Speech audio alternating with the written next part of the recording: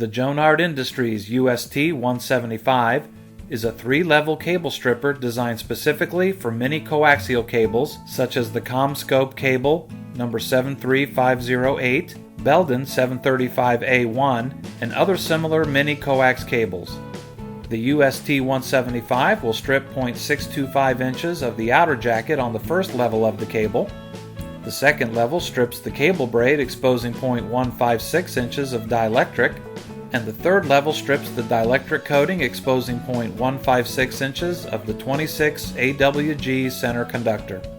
This unique patent-pending design makes quick prep work of mini cables with one simple process to facilitate connector termination.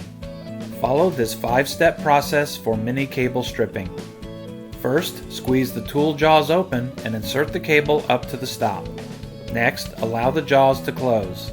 Holding the cable in one hand and the tool in the other, rotate the tool around the cable 4 to 6 times. Remove the tool and pull the strip segments off the cable. Your cable is ready for termination. For more information about this cable stripper and our complete UST cable stripper line, go to our website www.jonard.com. Jonard Industries offers a full line of fiber optic, CATV, and other popular hand tools. Be sure to check out our tools on the web or request our catalog.